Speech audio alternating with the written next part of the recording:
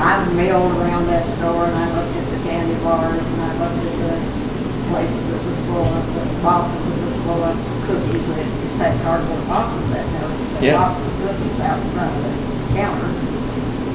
And I'd see the soda pop and bottles sitting around here and there, and ice cream in the freezer, and all that. That was so tempting, all that stuff. Because we didn't have pop to drink, but candy bars to eat and so on. That was only on a special occasion, like Christmas and Easter.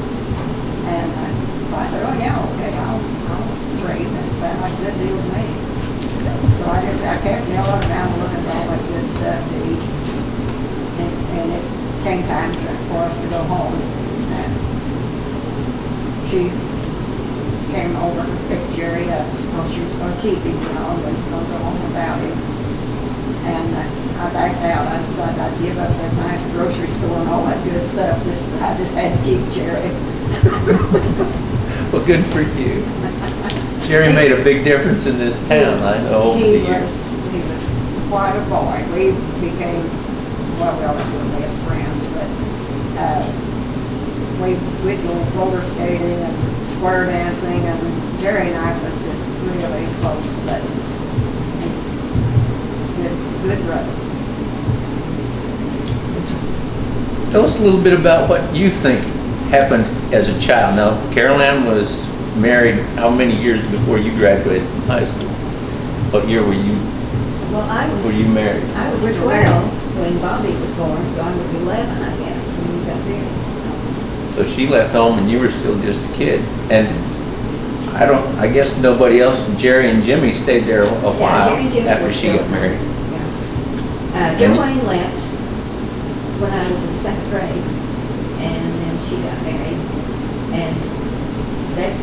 You three kids were pretty close, and you said earlier that what those two boys did, you thought you had a chance to tag right in with them? Well, I went everywhere they went, and well, I even went everywhere Caroline went. When she stayed all night with her girlfriends, I stayed all night too. I was this little... You were a little pet. Mom always said I didn't take to spoiling, but I think I was kind of spoiled because I was the baby, and I would tell them when they wanted me to work when I was a little kid, I'd say, well, I'm too little. Out in the milk barn, I've heard the tale that you didn't have to milk cows for some reason. You had another job. Well, I had to hold the cow tails, which was not a pleasant experience. If you've ever been behind a cow when she did her business, that's not a good place. And you were the princess out there doing that job instead of milking. Well, and I was the princess, period. I mean, a lot of times Jerry fixed me not a halo, but what do you call it? The thing with my head. And I dressed in fancy clothes. And, oh yeah, I loved all that stuff. Did either one of you girls like to work in the kitchen with your mom? Oh, we both did. Oh yeah.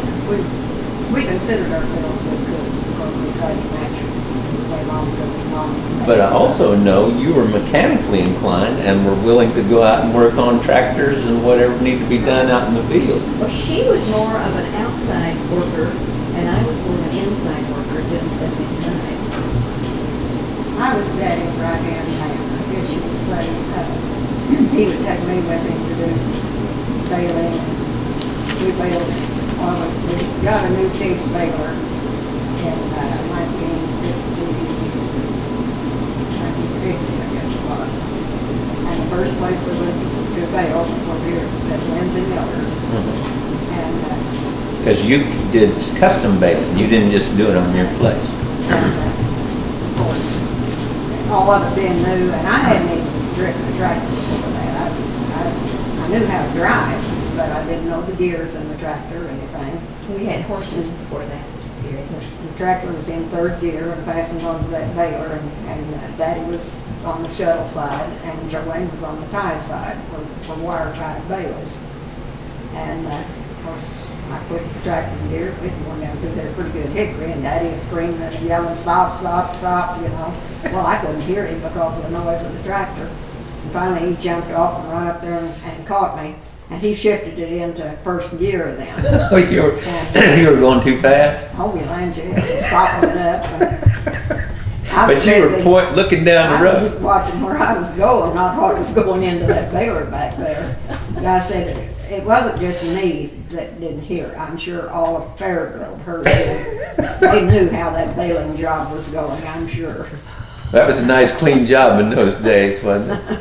I think Jerry's told me how dirty it was back there on that baler. It was prior to, now balers nowadays are much more different than they were making small bales. And it didn't have a tying mechanism. They had to be hand tied by men back there on the back before they were kicked off with the wires around them. And you know, even after that, not very long after that, and during the 50s, they developed those tires. And those tires had been on binders before. They just had to transfer them over to a baler. Believe it or not, you know, the same mechanism is on the square balers today that was on the it's a good binders mechanism back then. Yep. Yep. Were you ever inclined to be mechanically operating with your dad out in the field? Not then, and not now. Did you ever drive a tractor in the field? Oh, yeah. What was your job? About the same thing as hers. I didn't do the hard work that her and Joanne did. Mm-hmm. I had Jimmy and Jerry to do the hard work. But I had to, you know, I remember raking the hay one time, and I don't know, usually Jimmy and Jerry did all of that, and of course I had to drive the tractor for them to do the baling, because it was Jimmy and Jerry and I that did the work after Carol Ann left. Yeah. But After the hired hand left, but she didn't get out of work. She just went to another farm. and it wasn't unusual at all for us to be picking the hay up after dark, because it would take all day long to bale the hay, and then, you know, we would have to pick it up and put it in the barn then that night. And it was a long, long, hard day. Now the horses were gone by the time you came around. And we had the tractor, the case tractor. I remember Jerry saw the last team go, Pearl and somebody. Jim and Pearl. Jim and Pearl.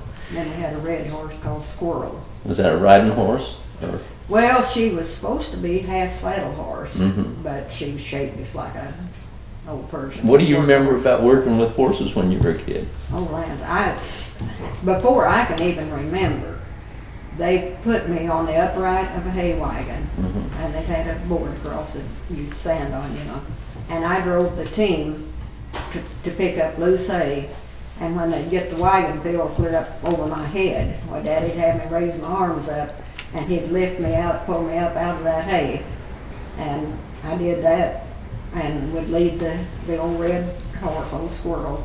I'd lead her out to pull the hay up with the... Oh, yeah. The fork would come down and hook into the hay, and then you'd lead this horse out, which would take the hay up and down the track. And I was always scared to death that horse was going to step on me. She never did. I don't think she would have if I'd had my feet in the way. Of course, we were barefooted, you know. And I was a little bitty thing, that big old horse, because those horses were big. And all I do is just stand right under the top of her nose, you know, on the top of my head would just meet her nose, and those big old feet probably that big around. But I did it. And you've lived to tell about it. I lived to tell about it. And the good Lord watched after Did me. everybody ever get hurt? Any of your kids ever get hurt that you remember of? Or Not seriously. Jimmy was the most accident prone. He would seem like he would do things and get cut up pretty bad. And it seemed like the days that he would get cut up was the days that Mom and Daddy was gone. And we would... and you'd patch him together? We'd clean him up, put a little kerosene on it, and wrap a white rag around him. And he lived to tell about And he it. lived to tell about it. I know Jerry said one time, that's one or two things that Jerry told me. I think he was watching the emery wheel, that went electric knife sharpener, and I think he decided that he would take his fingernails down, and I think he got a little involved in that. And I don't know whether he there was a time or two that he might even cut part of his finger off, and he said he just kept his hand in his pocket for several days. And there was a time or two that he said he suffered from the heat exhaustion out in the field. And well, they didn't tell me that you shouldn't drink a lot of water. If you were hot, you shouldn't drink a lot of water. And I made that mistake out in the, oh my.